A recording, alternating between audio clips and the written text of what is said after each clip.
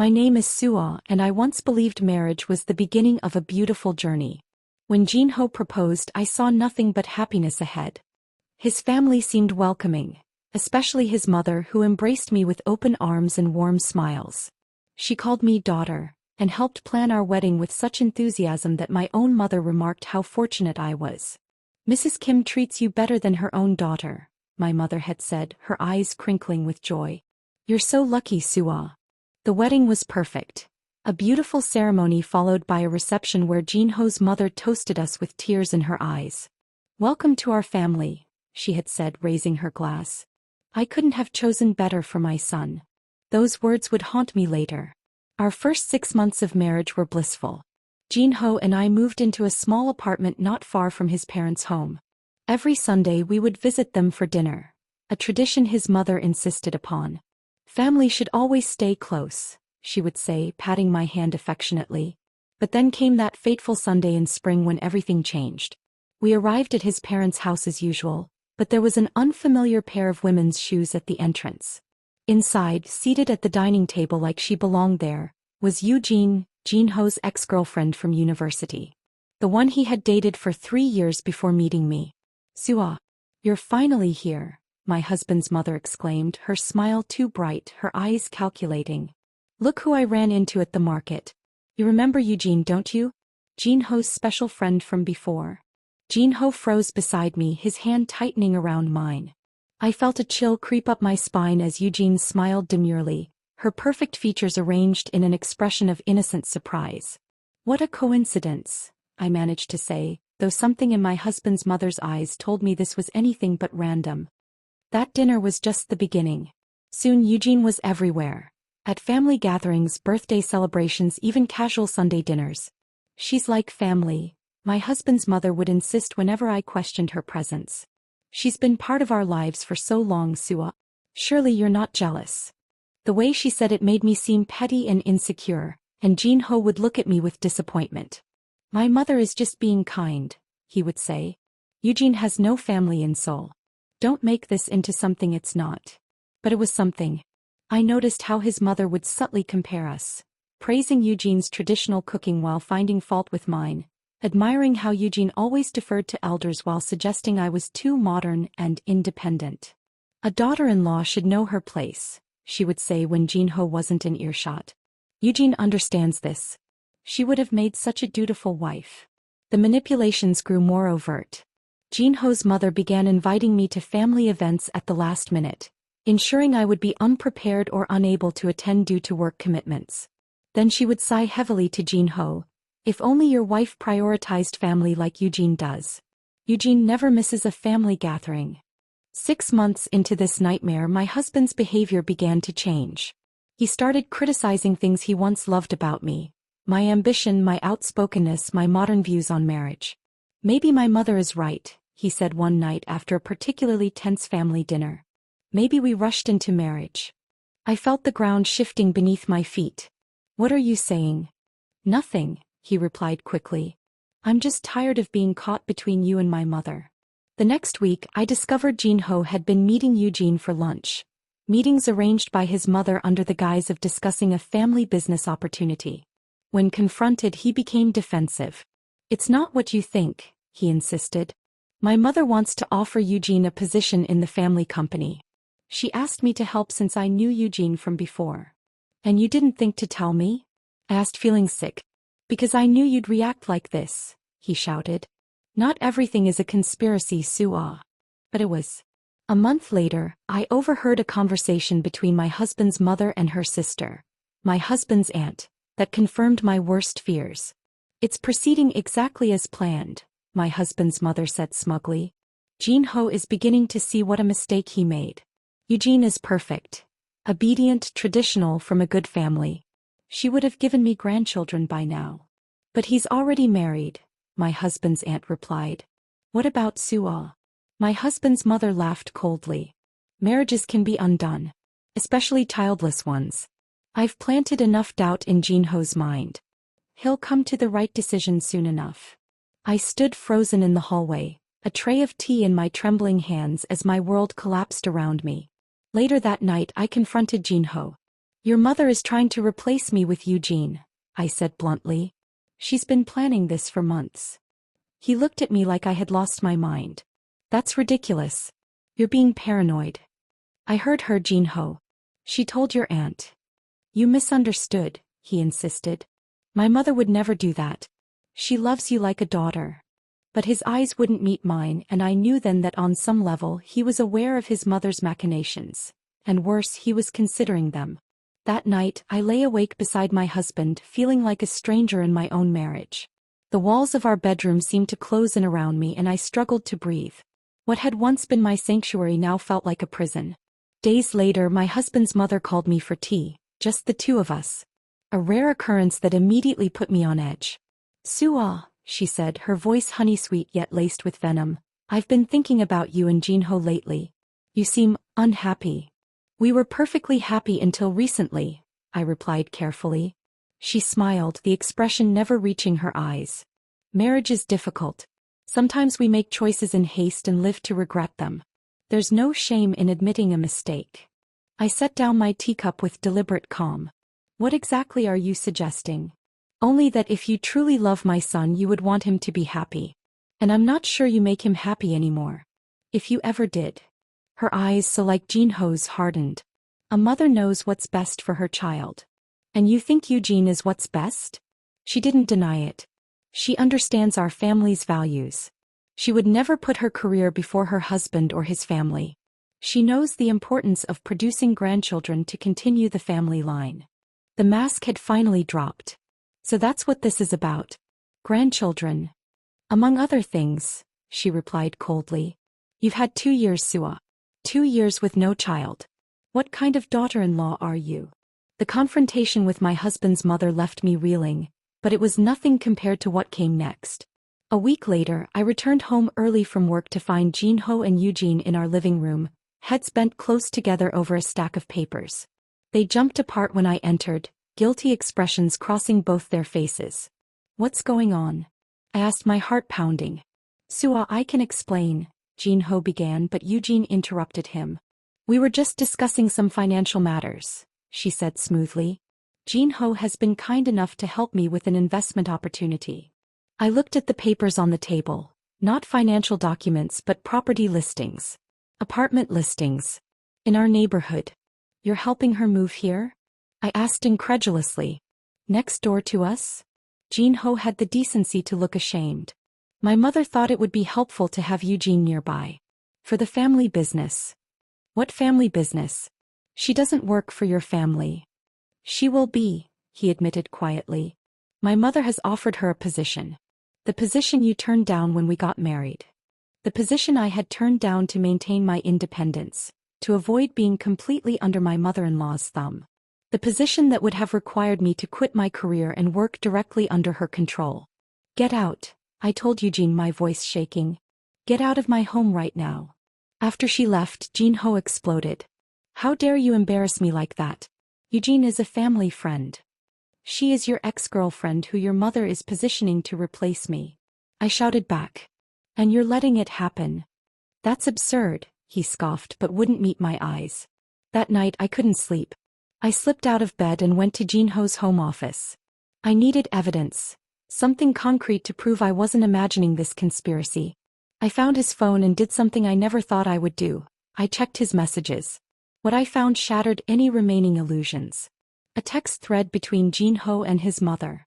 "Have you considered what we discussed? About Soo-ah and your future?" "I'm thinking about it, mother. But divorce is a big step. Sometimes we must cut away damaged branches to save the tree. Eugene would never disappoint you as Soo-ah has." "I know. I'll make a decision soon." And worse, messages between Jin-ho and Eugene. "Did you tell her about us yet?" "Not yet. It's complicated. I need time. Your mother says we shouldn't wait too long. The apartment next door is perfect." "I know. I'll handle Soo-ah. Trust me." I felt physically ill reading the evidence of my husband's betrayal. It was all there. The plan to move Eugene nearby, the discussions of divorce, the conspiracy between my husband, his mother, and the woman chosen to replace me. The next morning I confronted Jin-ho with the messages. His face drained of color. "You went through my phone?" he demanded, attempting to deflect. Answer me, Jin-ho. Are you planning to divorce me for Eugene? His silence was answer enough. How long? I asked, my voice surprisingly steady. How long has this been going on? He looked away. My mother never wanted me to marry you, he admitted quietly. She always preferred Eugene. When Eugene returned from the United States 6 months ago, my mother saw it as a second chance. A chance to correct what she sees as my mistake. And you? My heart was breaking. What do you see it as? I don't know anymore, Soo-ah. I'm confused. My mother says. I don't care what your mother says. I screamed, finally breaking. I'm your wife. We took vows. Does that mean nothing to you? He flinched at my outburst. You don't understand the pressure I'm under. My mother. Your mother. Your mother. Is she the one you married? Will she be the one sharing your bed, your life? Will she be the mother of your children? I was sobbing now, years of suppressed rage and hurt pouring out. Or will that be Eugene? Is that the plan? Replace me with a more obedient model who will give your mother the grandchildren she demands. It's not that simple, he protested weakly. It is that simple, I replied, suddenly calm. You have to choose, Jin-ho. Your mother or your wife. You can't have both. He looked stricken. You're asking me to choose between my family and you? I am your family. I screamed, throwing a vase against the wall. It shattered, the sound echoing my breaking heart. I am your family, Jin-ho. At least I thought I was. The next day, I received a call from my husband's mother, demanding I come to her house immediately. Against my better judgment, I went. She was waiting in the living room, seated like a queen on her throne. And beside her, looking smugly triumphant, sat Eugene. Soo-ah, my husband's mother began coldly. I think it's time we stopped pretending. This marriage has been a mistake from the beginning. You were never right for my son or this family. I stood there, numb with shock at her audacity. Jin-ho has agreed to a divorce, she continued. He's drawing up the papers now. You'll be compensated fairly, of course. We're not monsters. Eugene had the nerve to look sympathetic. It's for the best, Soo-ah. Jin-ho needs someone who understands family obligations. Something inside me snapped. 2 years of manipulation, gaslighting, and betrayal crystallized into a moment of perfect clarity. You planned this from the beginning, I said to my husband's mother. You never intended to accept me. You were just waiting for the right moment to replace me. She didn't deny it. I gave you a chance. You failed. Eugene will make a better daughter-in-law.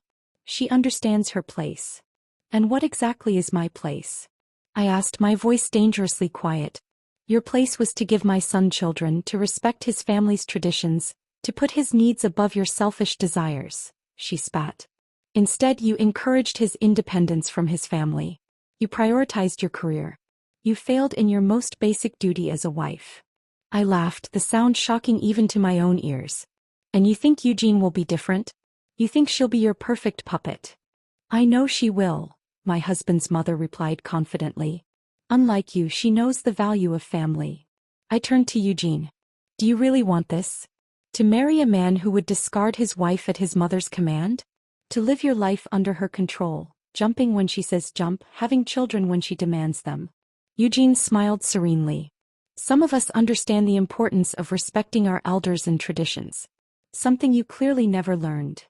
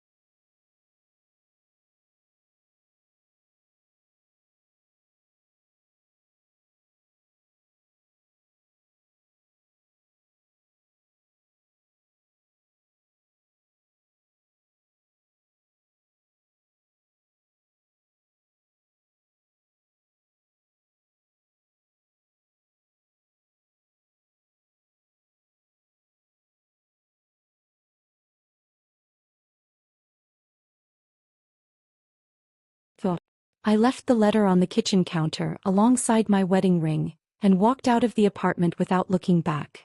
3 months later I had rebuilt my life. I had my own small apartment, had thrown myself into my work and was slowly healing. I had heard through mutual friends that Jin-ho and Eugene were now officially engaged, with a wedding planned for the spring. My divorce had been finalized quickly. Jin-ho's mother had seen to that. I thought I was free of them until the day Eugene appeared at my office. She looked different, thinner with dark circles under her eyes. Gone was the serene confidence she had displayed in my husband's mother's living room. "Can we talk?" she asked, her voice lacking its usual smugness. Over coffee she confessed that my letter had haunted her. "At first I thought you were just bitter," she admitted. "But then I started noticing things. The way his mother criticizes everything I do. The way she plans our lives without consulting us. The way Jin-ho never disagrees with her. I felt a mix of vindication and pity.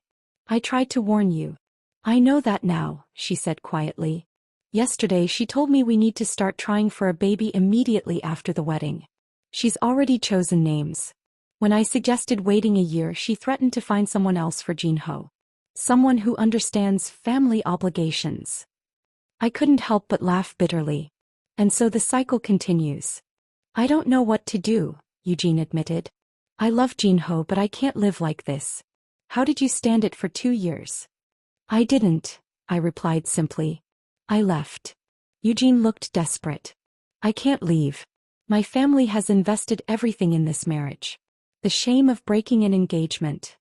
I felt a strange mix of emotions.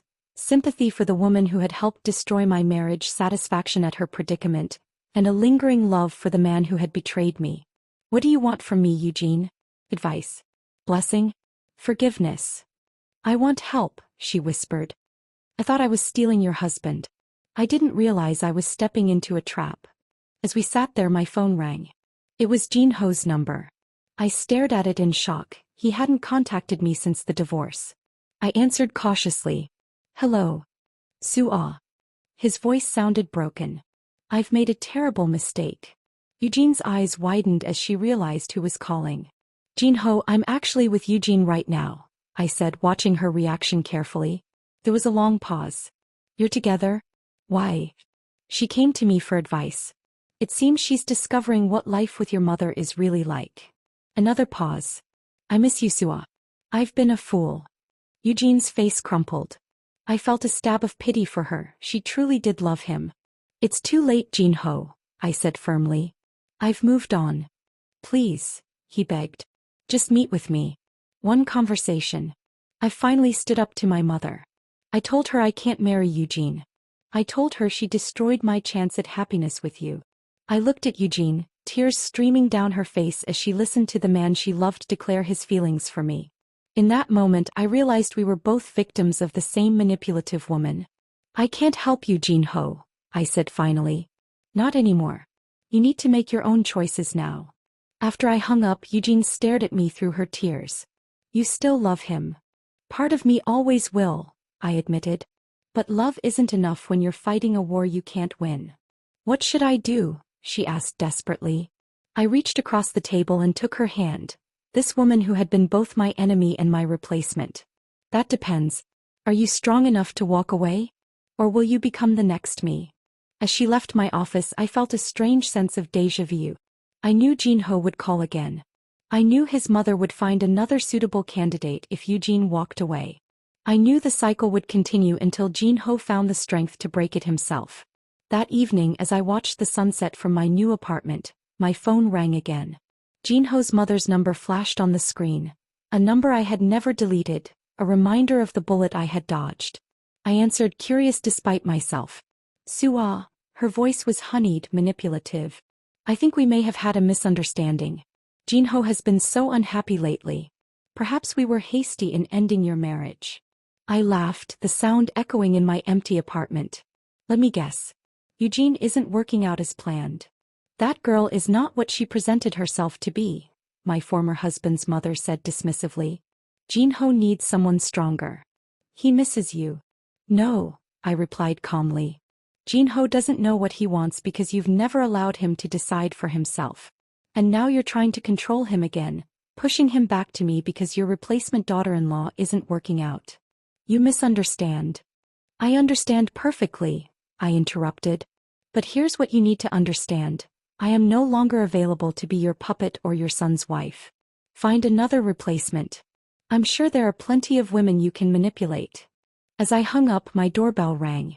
Standing outside was Jin-ho, his eyes red from crying, a small suitcase beside him. I left her, he said simply. I left my mother's house. I told her I wouldn't let her control my life anymore. I should have felt triumph. I should have welcomed him with open arms.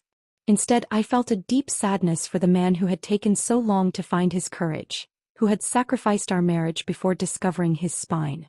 I'm proud of you, I said and meant it. But I can't let you in. His face fell. Soo-ah, please. I love you. I've always loved you. Sometimes love isn't enough, I replied gently. You chose your mother over me when it mattered. You agreed to replace me with another woman at her command. Some betrayals can't be undone. What can I do to prove I've changed? He begged. I thought about it for a moment. Live your own life. Make your own choices. Be the man I thought I married. Not for me but for yourself.